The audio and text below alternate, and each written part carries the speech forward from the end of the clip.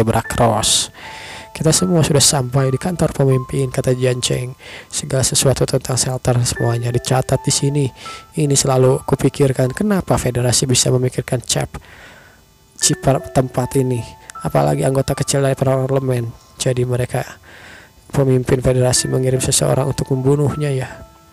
Pemimpin federasi mengetahui chip tempat ini, tapi dia tidak bisa datang ke sini, kata Shioru. Mungkin dia tidak tahu lokasi tempat dari shelter 071. Namun tiba-tiba saja, ya ayolah kita coba saja.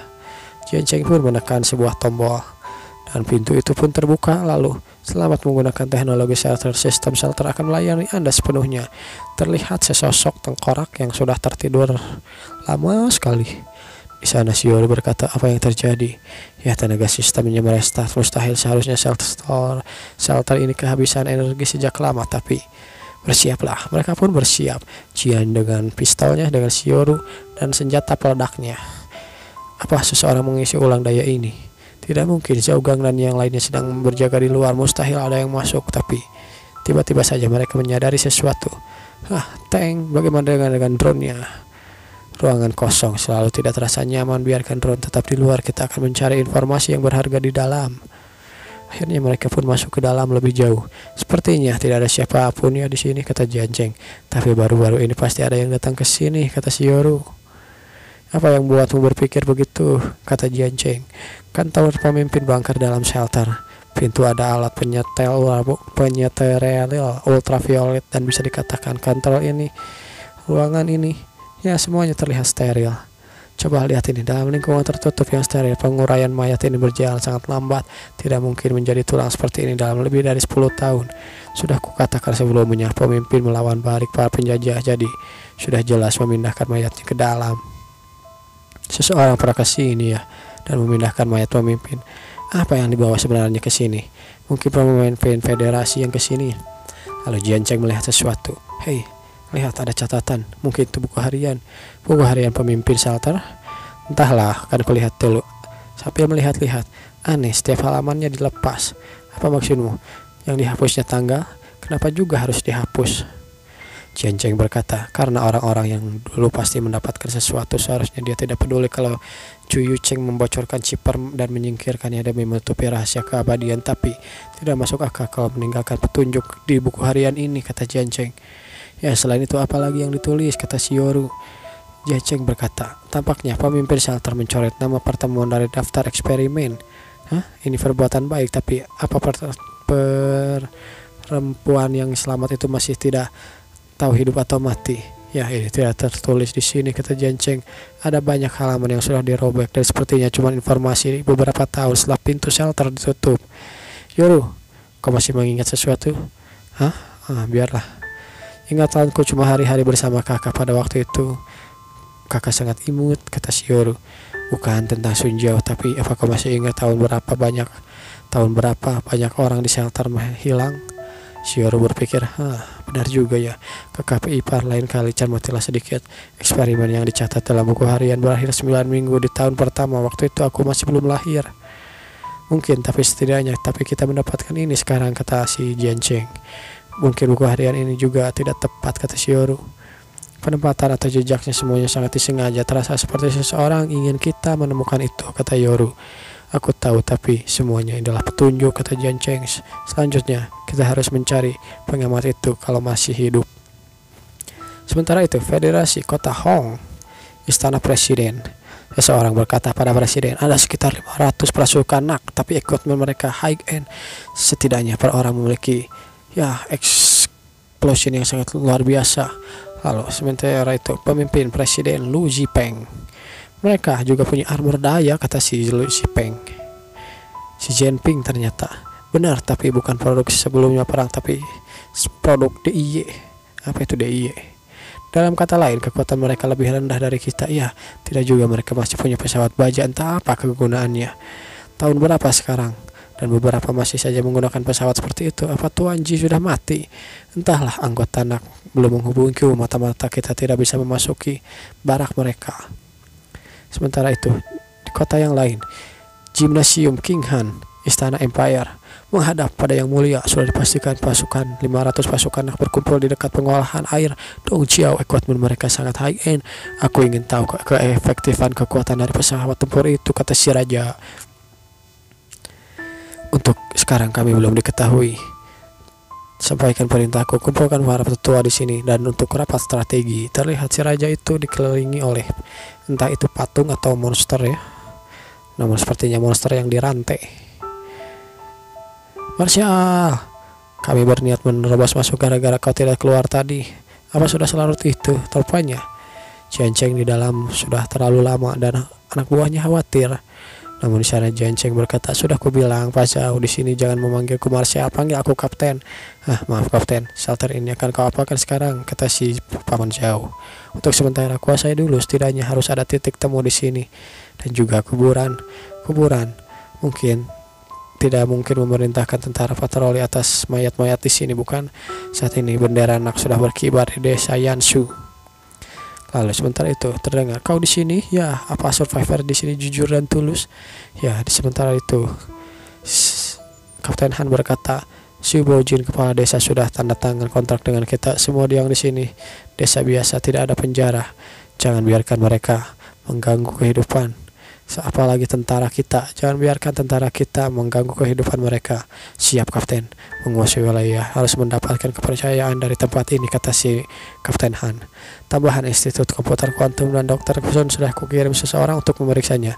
Lalu sebelum itu si Kapten Han akan menjawab, ya sebenarnya sesuatu terjadi. Apa urusan? Itulah peringatan pertahanan udara. Kapten Jiang, tolong bantu kami. Seseorang berkata seperti itu.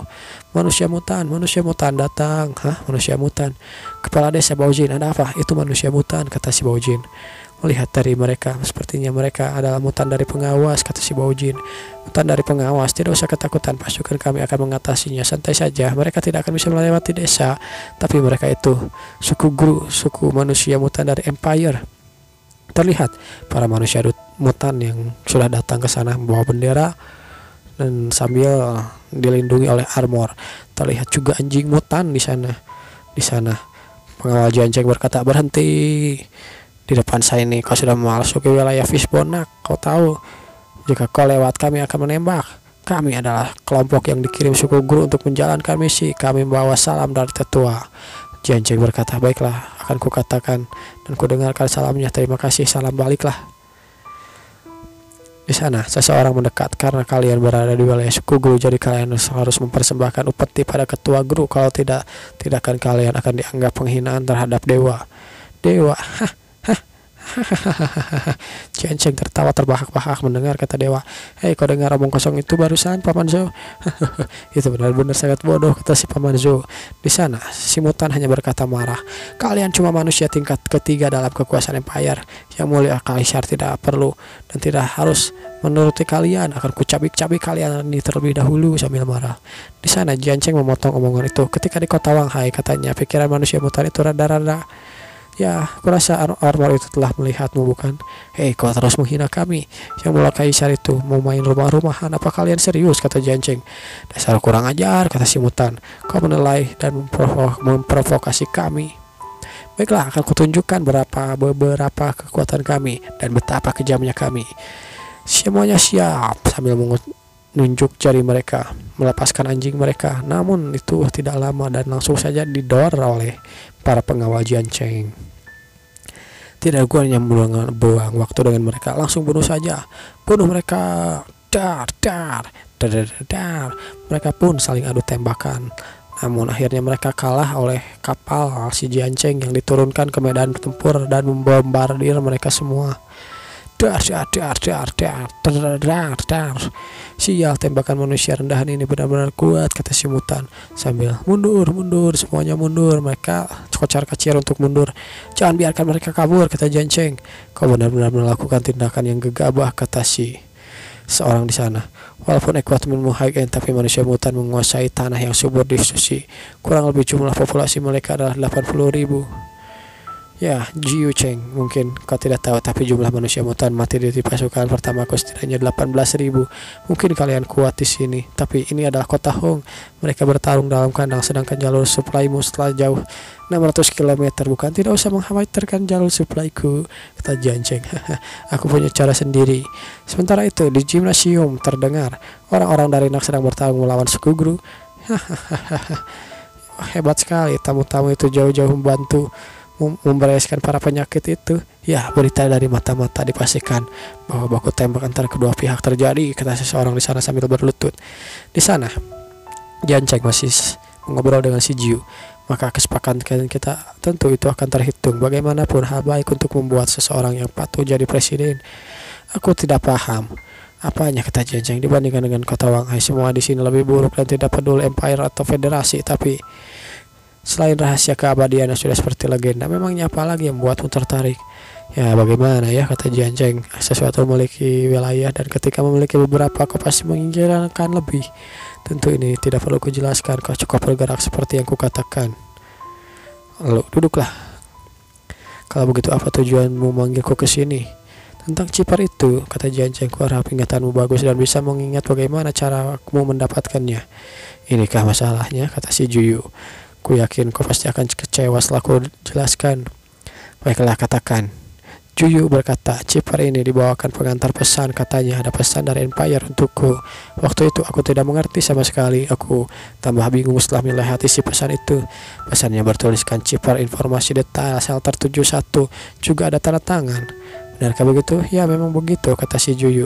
Selain itu, aku memberikan chipper pada presiden, dan aku pikir aku bisa menjadi orang yang kepercayaannya. Tidak disangka, ya malah begini, dia mau membunuhku, kata si Juyu. Lalu siapa pengirimnya? Dokter Sun. Dokter Sun. Apakah si Sun itu Sun Jiao? Sementara itu, Shin berpindah. Terlihat dua orang sedang berkata, di depan sana, bukan untuk kaisaran, pandai-pandailah ke depannya. Baik, Pak, sudah kukatakan kemarin, siapa kita, survivor dari kota Jia, datang untuk perawatan medis. Kita akan bergerak terpisah. Ya, benar. Halo, tepat di sini, klinik dokter. Mereka masuk ke dalam sana. Nomor 10, mohon menunggu, area menunggu. Terlihat di klinik dokter itu ada manusia mutan, lalu manusia robot, dan robot juga kecanduan jet ya. Selanjutnya silahkan julurkan tanganmu, aku akan memeriksanya, kata dokter itu. Tidak perlu lihat, tidak ada yang berharga di sini. Dokter Sun, kau salah paham, aku datang ke sini bukan untuk mencuri. Begitukah? Padahal aku harap kau datang untuk mencuri sesuatu, bukan dengan tujuan yang lain. Apa kabar baru ini kecandu jet? Kecandu jet? Tidak, harus menggunakan narkoba menemuiku. Persediaan obat di tanah mati sangat terbatas. Bahkan jika bosmu sangat kaya, membuang-buang sesuatu adalah tindakan memalukan, kata si dokter. Katakan, apa yang kau lakukan di sini? Untuk apa kau datang ke sini? Namun di sana orang itu berkata, ya, aku diutus oleh seseorang. Kuharap kau bisa ikut denganku ke suatu tempat. Kalau aku menolak, ini demi kebaikanmu, percaya atau tidak, akan ada seseorang yang datang ke sini. Kalau begitu, katakan, apa tujuan bosmu ingin bertemu denganku? Baiklah, memimpin kami menyangka kau seorang cyborg. Tentu bukan berarti kami menentangmu, cuma memastikan programmu saja. Tertawa si dokter. Jadi kamu mau ikut atau enggak? Aku cyborg, pemimpinmu benar-benar mengatakannya. Menggunakan alasan cyborg bisa menyembunyikan sesuatu. Ayolah, berhenti tertawa. Bagaimana? Takut terlalu banyak tahu ya? Ya benar, boleh saja aku ikut denganmu, tapi tidak sekarang. Terus kapan? Jangan khawatir, aku sudah menolong orang selama 10 tahun. 9 dari 10 mereka terkena luka tembak, kata si dokter. Terus terang saja, pemimpinmu itu bisa dikatakan orang dengan kekuatan yang didambakan, harta. Lalu aku hampir bisa memenuhi semuanya. Si dokter masih berkata, rencana awalku menyebarkan rahasia ini karena berharap umat manusia berkembang satu persatu. Namun kita terbangun di shelter, aku merubah pemikiran itu gara-gara membuat orang lain sengsara, melainkan sesuatu yang lain. Apa maksudmu? Menguasai wilayah ini? Kalau begitu, biar kulihat bagaimana kalian menghadapi dan menampung puluhan ribu orang di kota. Dan tentu kelayakan pemimpinmu juga akan menjadi rahasia. Sementara itu orang itu sudah kembali. Marshal, Informasi sudah didapatkan karena Empire menerapkan sistem mediasi di bawah kepemimpinan Kaisar. Kekuatan suku Guru semakin besar. Inilah alasan Empire menerima kanibal bertujuan untuk menekan kekuatan, kemudian kemunculan kita membereskan permasalahannya. Artinya kita digunakan oleh Empire. Mereka ingin melenyapkan bebannya. Mereka main-main sama api. Kakak ipar mereka harus beli pelajaran, kata Shioru. Kalau begitu Mayor, kita lakukan deklarasi perang. Kita penuhi harapan mereka sekarang. Siap, kata si Mayor. Yang mulia, strategi ini benar-benar luar biasa. Seseorang berkata seperti itu. Terlihat Yang Mulia sedang duduk di singgasananya, namun monster-monsternya tidak ada di sana. Dengan pasukan ini, ekspedisi Nak akan pulang dengan tangan kosong, kita salah satu kasimnya. Kemudian para suku manusia mutan itu harus memikirkan kembali hubungannya dengan kita. Yang Mulia, bagaimana dengan masalah suku Guru? Kita terlalu memberi mereka hak istimewa. Beberapa keluhan dari orang bawah. Tidak masalah, kata si Raja. Tangkap saja mereka yang mengeluh. Federasi sangat mengawasi wilayah kita dan Nak juga mengkhawatirkannya. Ini masa-masa genting, kita harus menyatukan manusia mutan dan kanibal. Namun Yang Mulia, tentang ini, seseorang berkata, tunggu, lapor. Seseorang mencela omongan mereka di dalam ruangan. Ada apa, kata si Yang Mulia. Menghadap Yang Mulia menggunakan deklarasi perang. Apa maksudmu? Kuilangi. Menghadap Yang Mulia, Nak mengumumkan deklarasi perang. Apa dia itu penting untuk dilaporkan? Nyahlah, kenapa masih di sana? Mohon maaf Yang Mulia, tapi deklarasi perang Nak bukan ditunjukkan pada suku Guru, tapi dengan kita, Empire. Sementara itu, Jiancheng yang masih membantai para mutan atau suku Guru. Hei, serangan udara, bersiaplah, kata para mutan itu. Dar, ciu, sebuah rudal diluncurkan. Dar, ledakan terjadi. Dalam waktu yang singkat, pemukiman suku Guru menjadi seperti beginilah, tempat rongsokan. Di sana Kapten Han berkata, semua tempat produksi virus permukaan sudah dihancurkan. Apa ada yang tahu lokasinya di bawah tanah? Di sana Kapten Han berkata, shelter nomor 10, tempat kelahiran suku Guru. Kedalamannya bagaimana? 1000 meter di bawah tanah. Ketua suku Guru kabur ke shelter nomor 10 dengan membawa orang kepercayaan, persediaan dalam jumlah besar. Sekarang pintu shelter itu dikunci, kata si Kapten Han.